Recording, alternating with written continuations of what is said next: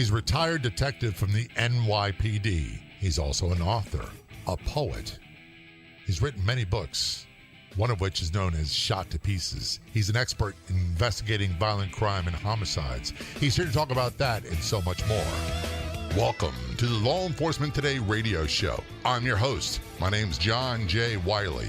In addition to being a radio broadcaster, I'm a retired police sergeant. For the latest news articles and much more, check out our website, letradioshow.com.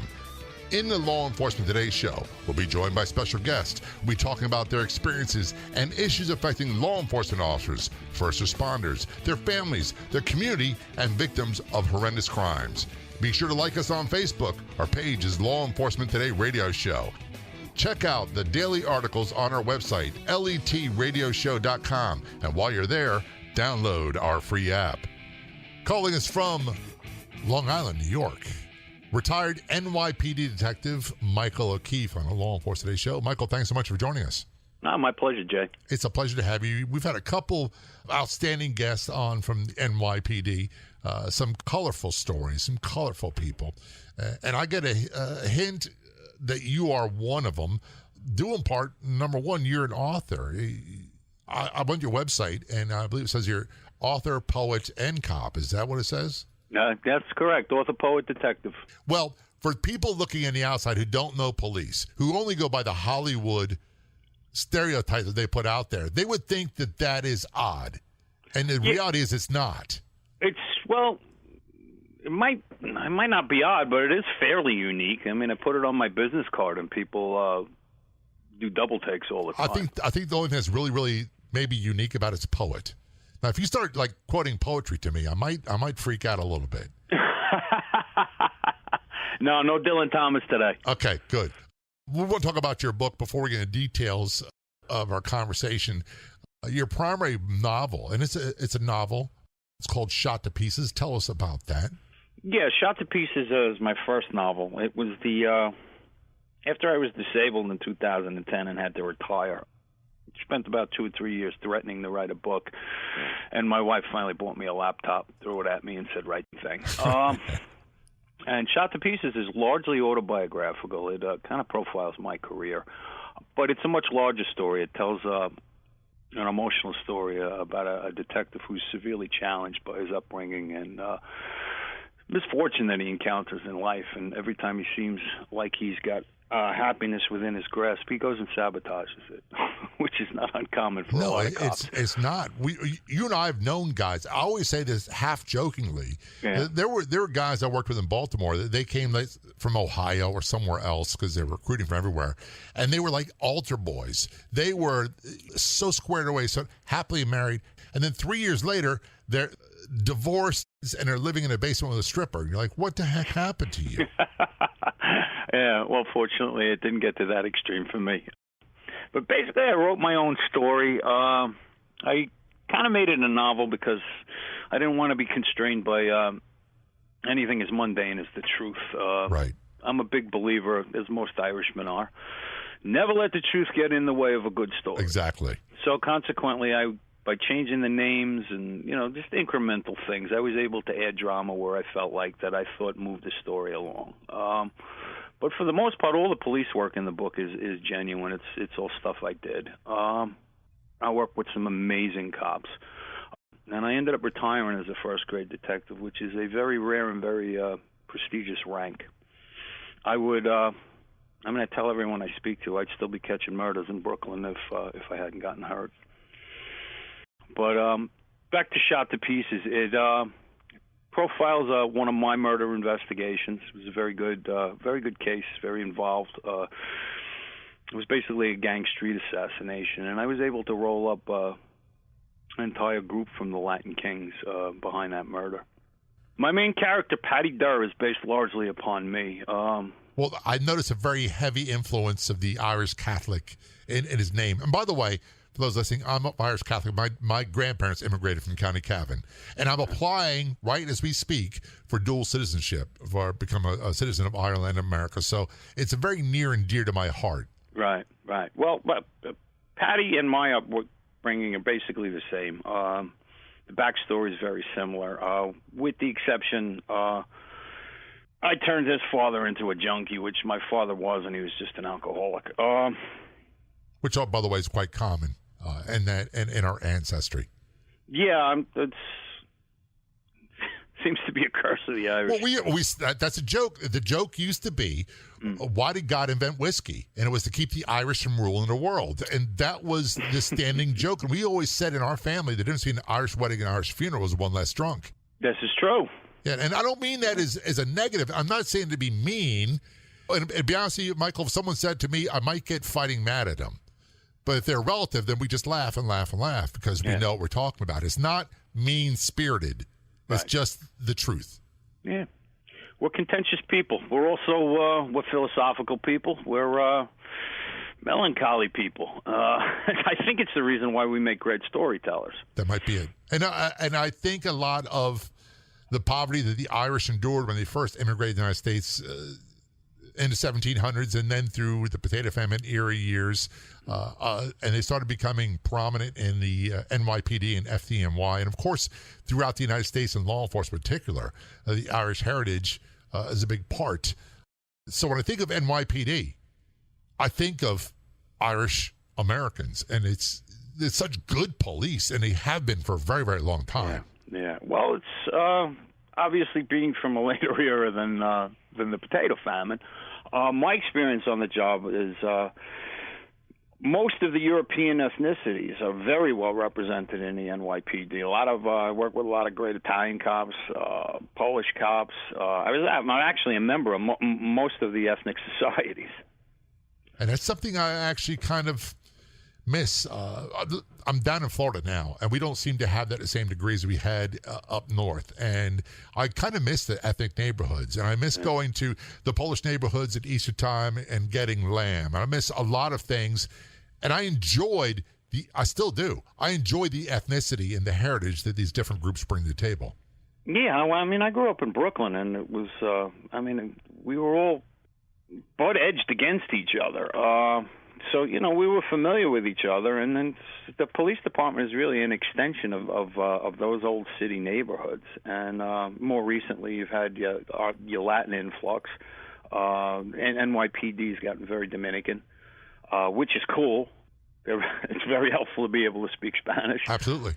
Yeah, and it's probably the most integrated society you're ever going to walk. Walk into any police station house in the city of New York now, and it is probably the most integrated environment you'll ever walk into. That's one of the things that we joke about back in 1980 when I was a rookie. And we had Muslims, we had East Indians, we had Jews, we had gays, we had lesbians, we had and no one cared. Yeah, we gave each other a hard time. We teased each other. That was part of the camaraderie we had.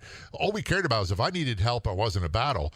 All you could do, if you were the smallest female, just grab a hand of the bad guy. That's all we cared about. Do your job.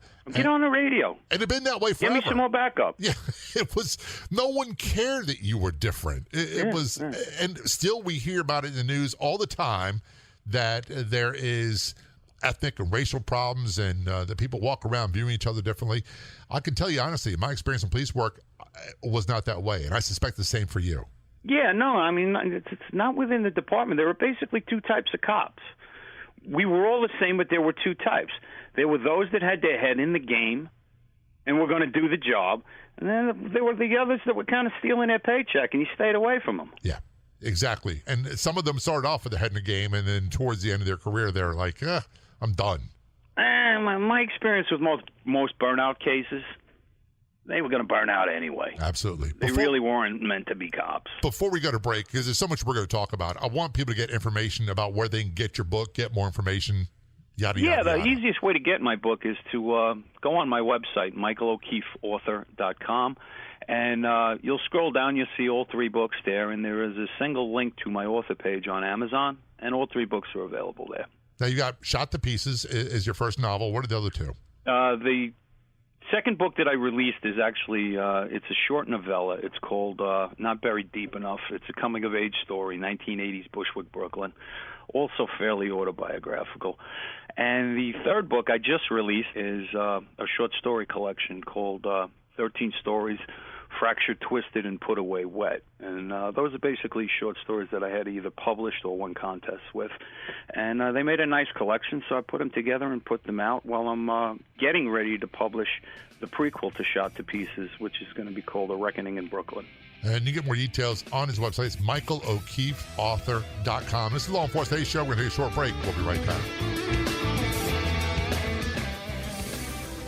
There was social media, and then there was social audio. Now the Breakout app combines the best of both. Best of all, the Breakout app is free with versions for iPhone and Android devices. You can download the app for free at the App Store and Google Play, or you can download for free at www.letbreak.com.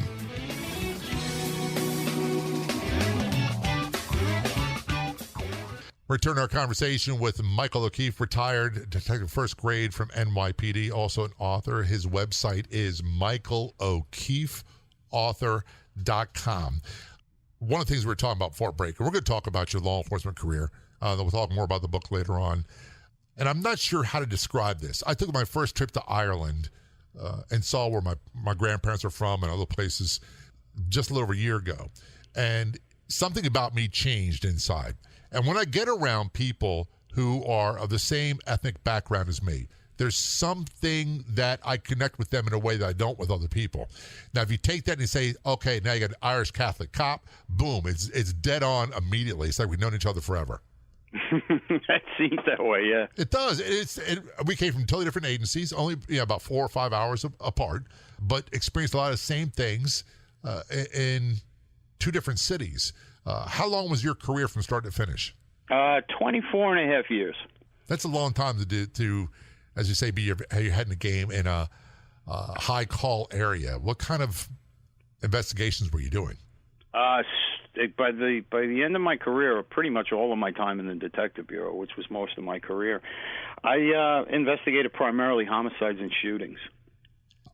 Homicides are one thing. I found them to be not the most difficult cases to work, because a lot of times it was either easy to solve, there was a suspect, you could figure out who it was, and whether you could get the evidence or not was the story. There were a few red balls, we called them, where you have no idea who did it.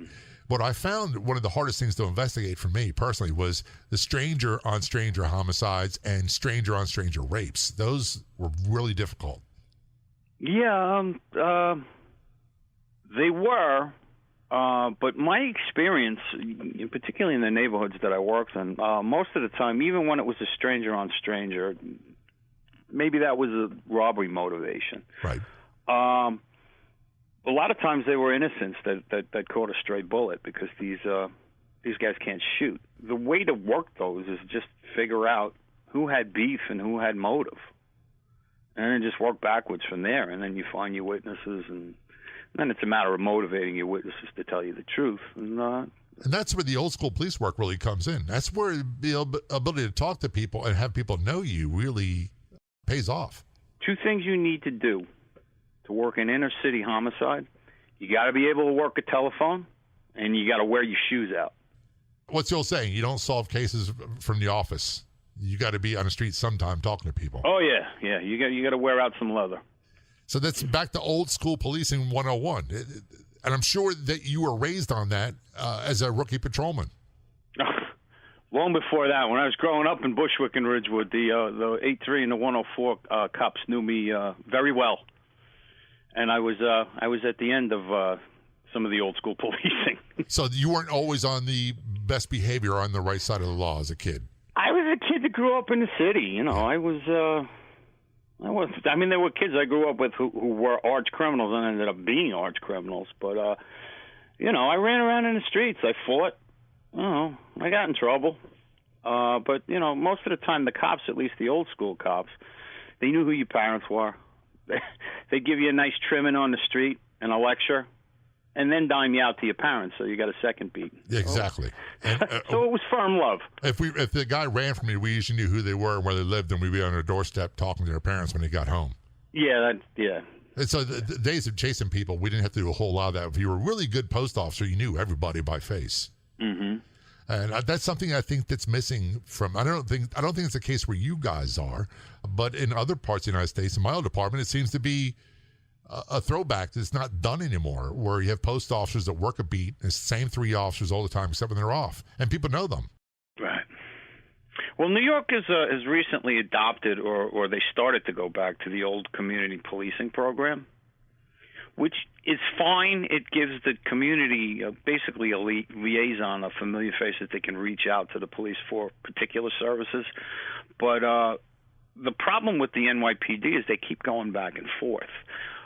They put all their eggs in one basket at a time. Right. What you really need is an integrated approach. You obviously need the radio cars out there to respond to the jobs because there's a lot of work, and not as much as there used to be. Crime is way down compared to the 70s and 80s. Well, they released the crime stats for the previous year, and shootings, non-fatal shootings, are up 7%. That's an enormous amount of shootings, and it's a harbinger of bad times to come. And the commissioner himself, when he released these statistics, said, our successes to this day are not promised to tomorrow. And it was his, I think, polite way of saying that bad times are ahead. Yeah. The present mayor in New York is an imbecile, and unfortunately we were stuck with him for 8 years of bad policy with respect to policing. And it's starting to bear fruit, and unfortunately that fruit are people with gunshot wounds. And some of them lose their lives, and others are dramatically changed for the rest of their lives, and so are their families. Especially when you said, it's the innocent that's clipped by accident, and they did nothing. They weren't in the game. Yeah.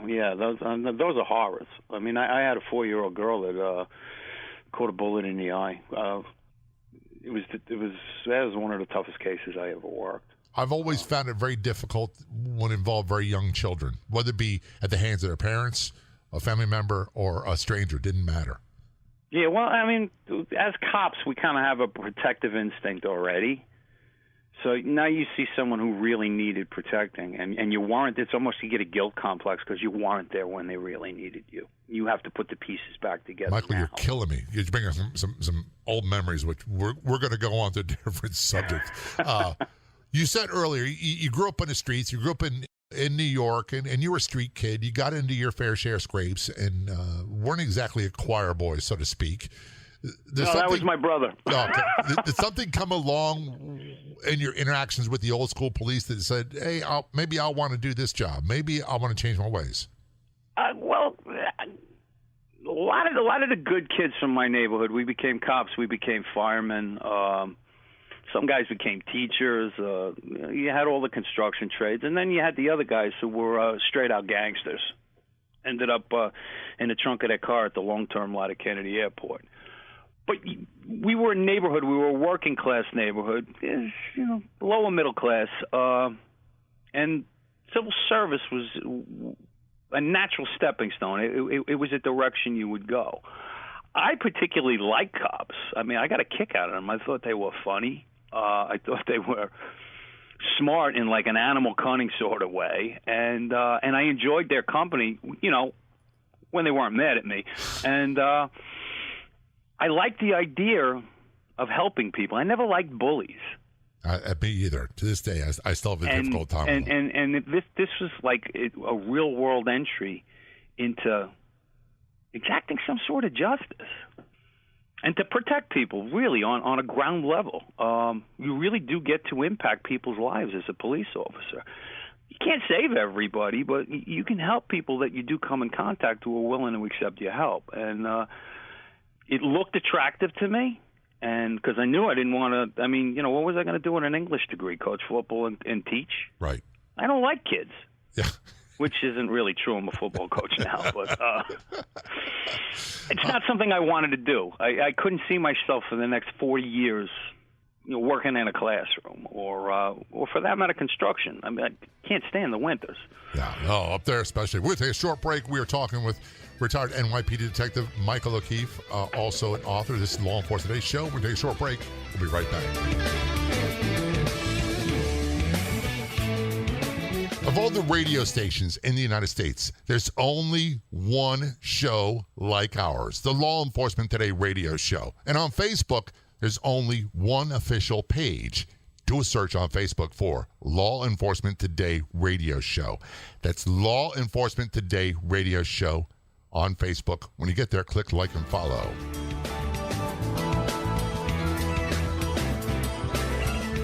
This portion of the Law Enforcement Today radio show is brought to you in part by Pet Rescue Life Facebook page. Everyone's welcome at the Pet Rescue Life Facebook page, where you'll find fun, informative, and enjoyable posts daily.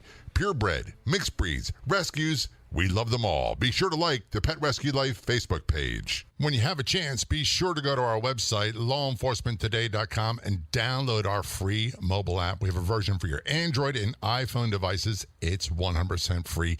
Get it at lawenforcementtoday.com. This is the Law Enforcement Today show. Joining us on the phone, calling from Long Island, New York, retired NYPD detective Michael O'Keefe. Michael is also an author. You get more details about him and his 3 books online. His website, michaelokefeauthor.com.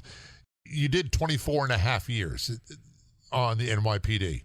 That's correct. And you made mention that your career was ended due to injuries, because 24 and a half, you're like almost there. Right. Some agencies back in that time frame, maybe been 20 years.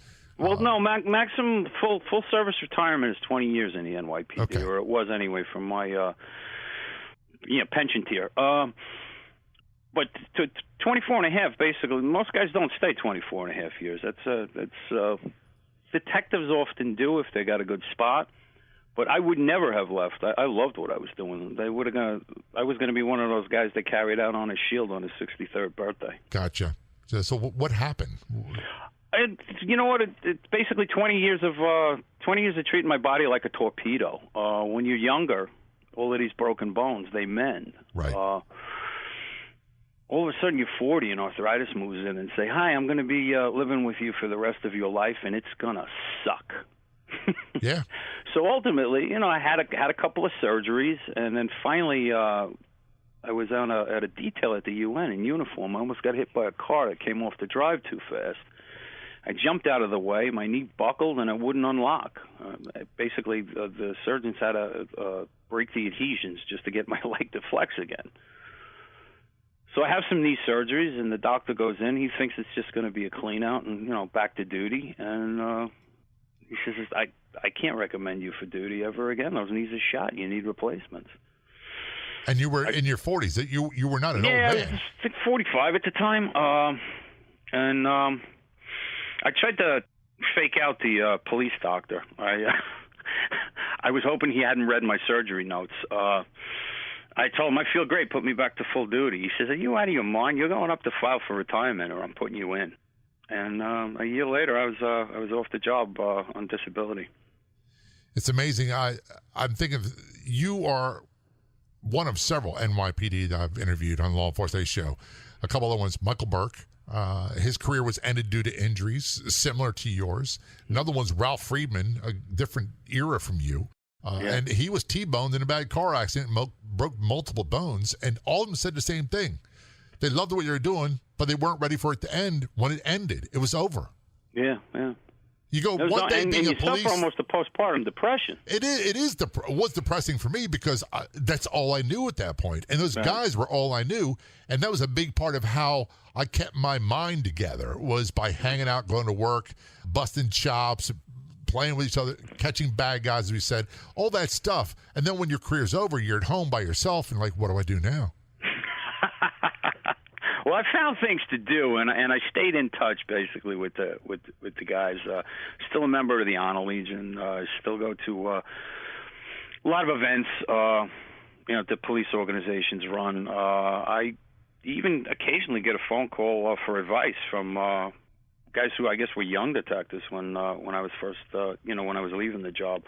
So it's nice. And then the other thing is, because I'm writing contemporary police novels, and the job changes, at least procedurally and technologically, so fast, you have to stay in touch with people to stay spun up, right, on how things are done. When you were a rookie, what year was that? 1986. Okay, so you were kind of same era. When I always say in 1980 or 1981, we were issued a soft body armor front panel only. You stop at 38 and less, nothing higher than that. A balsa wood nightstick, which you all replaced with a big heavy duty one, like a table leg. and 38 revolver, and we also had mace that only worked on innocent bystanders and police. It didn't work on crazy I found people. it only worked on police. That's all it ever did. And the worst thing you could ever do is some rookie come out with a mace. He goes, no, not that, anything but that. The first thing I used to do when I would get the mace from the range, when they'd replace it every 6 months, is I would empty it. Because it was worthless, right? Yep. And I wouldn't even put it on my, and I wasn't in uniform that long, but I wouldn't even put it on my uniform gun belt and would only go get it out of my locker when the sergeant did inspection and he was checking for mace. He was like, Right. Where's your mace? Oh, I must have left it up in my locker. I'll go get it. Yeah. So I remember those days very, very well. When you retired, you were in your 40s. That's not old by any stretch of the imagination. But for policing in a high crime area, 40 years old is 40 and 45 physically for many of us is ancient. Yeah, you know what? I don't know. I think physically, if my legs hadn't gone to, I think I would have been fine to handle it. Because you got to remember, I'm doing detective work. I'm approaching people and speaking to people because I want to speak to them. So I'm pretty much prepared for who I'm talking to, and I was in good shape. Other than the rotting bones, you know, I was a gym guy. I was an athlete. So, you know, at 45, there wasn't anybody I would back down from. No. You know, whether or not that's sensible, it's someone else's decision. But that's the way it was. Interestingly enough, since I retired, I was able to actually get the surgeries I needed. I had my hip replaced. I had my knees cleaned out. I probably need 2 knees. But for now, I'm feeling great. Physically, you're great. How's your head? I'm insane as ever. Yeah. It'll do that to you. Yeah. No, but I think I was a little off anyway. I was always a creative guy with respect to thinking outside the box. I never owned a box. So, I would take unique paths to solutions. But I got things done. I was what was referred to as a go-to guy. When the sky was falling and they needed somebody to make it stop, the bosses would come out of the office and look who was in the squad room, and it would be my case. So, I think being a different kind of thinker worked to my advantage. And certainly we had to have that. There was a time where I wanted everybody to be a go-getter like me, a brawler or whatever it took to get the job done. And I didn't realize until much later on that we needed to have a balance. We needed to have men and women who are good report takers. We needed everybody couldn't be like me. It would be a nightmare if everybody was. And for a sergeant to have to deal with a squad of guys just like me, I don't know how they did it. Right. The poor guys, I'm sure gave them gray hair. The way that I ended up in plain clothes, my partner and I, we were doing midnights up in Washington Heights, and we were grabbing 2 guns a night. Probably the deadliest precinct in the history of the police department, the 34th precinct back in the late 80s, early 90s. And what it was is we were constantly making arrests and having to go downtown. The system was so backlogged that you would invariably make 13 hours overtime on each arrest and then be back in your seat for the midnight that night, and then we do it again. And basically the bosses looked at them and said, we can't afford it. Yeah. These guys are costing us too much money. So they put us in anti-crime because then they changed our tour to 4 to 12 and they cut our overtime in half. So it's a cost-saving measure for them. Yeah, and it was better for us because in plain clothes, it's all we did was sling guns. Yeah. And for us, it was nonstop. How many do you think you would take off? And I'm not talking about the mom and pop who didn't have a legally registered gun. We knew those people, and they weren't criminals, so we didn't mess with them. Oh, I never touched them. I only got street criminals. The street criminals with guns. How many do you think you took off the street a year? It's difficult for me to say. My anti-crime team was actually 8 guys, and after the riots in Washington Heights, one of the chiefs actually had to do a report on our anti-crime team. And what he came up with is in the history of the anti-crime program in the NYPD, which is basically plainclothes violent crime interdiction, my anti-crime team was the most prolific in the history of the police department. Between the 8 of us, in a calendar year, we took 437 guns off the street one year, and that would be 1991. We're going to take a short break on that note. This is Law Enforcement Today's show. Don't go anywhere. We'll be right back.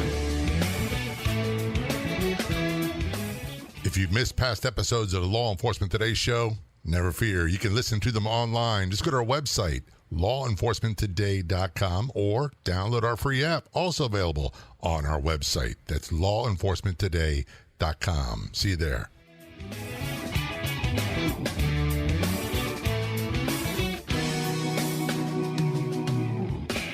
If you've missed past episodes of the Law Enforcement Today show, never fear. You can listen to them online. Just go to our website, lawenforcementtoday.com, or download our free app, also available on our website. That's lawenforcementtoday.com. Back to our conversation with retired NYPD Detective Michael O'Keefe, also an author. Get more detail about him and his books, 3 books, at michaelo'keefeauthor.com. First book, Shot to Pieces. Washington Heights seems to be a primary location for your career and a lot of your stories. So if it was like parts of Baltimore that I worked in, there's a mix of really good stuff, some funny stuff, and some horrific, violent, traumatic stuff. Was that the case for you? Yeah, I mean, I was in the 6 years I was up there, I was probably shot at a dozen times. It was also the way that I actually shot my way into the Detective Bureau. Unfortunately, I had to take somebody's life, dragged me into a hallway. I was trying to lock him up for a gun. And I spent 5 minutes trying to fight that gun out of his hand. Had it in my mouth twice before I had nothing left. I drew my own gun and fired twice and ended the confrontation. He expired. But evidently he was the patron saint of the Dominican drug cartel because they rioted all summer. And the media and the mayor threw me under the bus.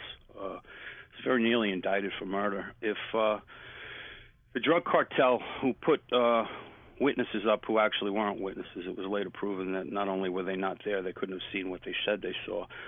But if they had been better liars, I would have probably been convicted of murder. So you came pretty close. Yeah, very close. And the mayor at the time, David Dinkins, in my opinion, the worst mayor in the history of New York, or at least in my lifetime, the worst mayor in the history of New York. But then again, I have a personal bone to pick with him. He knew that I was innocent, even after the evidence and the facts were presented to him by the district attorney in New York County. He said the city won't stand for this. You indict this cop. Didn't care about the truth. The facts revealed that you're innocent. You did nothing wrong. Yeah, actually, the way the district attorney explained it to me is I explained to him the impossibility of your guilt, and he didn't care. He wanted you indicted to placate the Dominican drug cartel, who were instrumental in getting him elected in the first place. This is the dark side of politics. And this is part of the reason why I don't get into political conversations, particularly partisan ones, because I've had my own experiences. And so much of what happens in politics nowadays, and they'll say a certain faction of the community is upset about it. But what's the driving factor behind it is an organized criminal group that's pushing the buttons to make this happen. Well, the biggest culprit, however, at the time was the media. And without benefit of knowing who anybody was or vetting anybody that they spoke to, they stuck a microphone in front of anybody's face who wanted to spew the most outlandish allegations about myself and my anti-crime team. And they basically depicted us as land pirates and abusers and thieves and without a scintilla of evidence. And the newspapers all picked up on this, and for the better part of the summer of 1992, I was public enemy number one. And it was only after the grand jury and Robert Morgenthau read the grand jury report, an unprecedented 45-page report on all the evidence and testimony, that the story turned around. How badly did that whole incident affect you? It made me angry. It probably it changed. I stopped working for the New York City Police Department at that point. Now I worked for myself and my family. And I was going to do the right thing, and I didn't care about the repercussions. And I didn't, you could put as many procedures as you wanted in my way. I'm going to do it my way, and I'm going to get it done. And if you're not happy with it, then do what you have to do. I really didn't care at that point. But the flip side of that is Mayor Dinkins was so unhappy with the grand jury outcome and had felt that we made him look so bad politically in a re-election year that he walked a bogus investigation for civil rights offenses across the street to the U.S. Attorney's office. So I had the U.S. Attorney trying to lock me and my anti-crime team up for civil rights offenses for doing our job under the theory that many guns, nobody's that good. Their argument was we had to be violating civil rights to get that many firearms off of people. So much of your story mirrors a lot of what I went through. And my partners, we got dragged into federal lawsuits. I remember being in federal court, and all the charges were dismissed at the end. There was no foundation to them, but it didn't make it any easier to go through this. I went through homicide investigations where I was looked at and scrutinized as a suspect for many years, and it was one of the worst times of my life, and one of the worst experiences of my life in law enforcement was being called to a grand jury where I was a possible suspect. Well, actually, the first subpoena for my grand jury in 1992 was entitled "The People of the State of New York versus Police Officer Michael O'Keefe," and the charge was 12525, which is New York State penal law, murder too. We're going to have to talk about that in the future. And I looked at it and I'm like, wow, I'm in a world of hurt here. And I was 29 at the time. So, I was a young man. I was 29, 30 years old when I went through it. And nothing prepared me for having to do that. And I don't want to get lost in the conversation because you and I could have a full-on 2-episode on that alone. So we'll definitely have you back in the future to talk about it. These incidents, all the violence, all the things you went through, and then the intense scrutiny, politically motivated scrutiny, quite often, many of us would say, it's not the bad guys in the street that really killed us, emotionally, mentally. It was our own departments, our own you were brass. afraid of being eaten by your own. Oh, they were the worst sometimes. But, on the flip side, I stuck around long enough and did well enough that by the end of my career, I was left to my own devices. They knew I was going to do my job. And pretty much they knew they didn't want to get in the way. Here's your case, young man. Help us out here. And I was left to do what I knew how to do, which was, investigation. So when your career ended to these injuries, you're home, and you said you were half threatening to write a book, and your wife went and bought a laptop for you and said, here, get busy. Yeah, write it. And it took me... I kind of had an idea of what I wanted to do with the book. I knew I wanted to make it more than just a police story. I wanted it to be about the human thing, about the relationships, and I also wanted to. I was motivated to write coherently about what an officer goes through when he has to take another human life, and the profound effects of post-traumatic stress. And people don't get it. People don't. You really couldn't know how horrible it is until you've had to go through it. And at the same time that I'm wanting to put this down on paper, to write it, to have people understand, to have that point of view. Black Lives Matter is coming out with this incredibly ridiculous, false narrative that the police are actually out there looking to kill people of color. Right. It's bizarre. It's antithetical to human nature. Right. And I hope that my examination of it in Shot to Pieces makes that point clearly enough. I think it does. But will people listen to it if they read it and they get it? Will it open some eyes and go, I never thought of it that way? Yeah, I've had a lot of civilian readers that didn't understand the trauma and the lasting effect and the corollary effect of post-traumatic stress. It affects everyone around you. It affects your family. I almost murdered my wife from a flashback nightmare when I tore the post off the bed and almost killed her with it. She had to throw pillows at me to wake me up. And I know it's pretty frightening. I know you're laughing, probably because you cry if you really had to talk about it emotionally. Yeah. Well, actually, I cried writing that part of the book. I actually cried while I was writing it because I was in that place again. You're so right. I don't know anybody that did a career in law enforcement that isn't dinged up some way or another, some of us more than others. And one of the things that we always say is that I'm damaged goods, but I'm okay with it now. I wasn't always okay with it, but I am now. And when I meet people that are like me, that are damaged goods as well for the same reasons, I'm really okay with them. Right. Maybe I get them more than they can explain themselves and vice versa. But these things are clearly outlined in your book. We're running out of time. Before we leave, give the title of the book and where people get more information and what other projects you have coming up.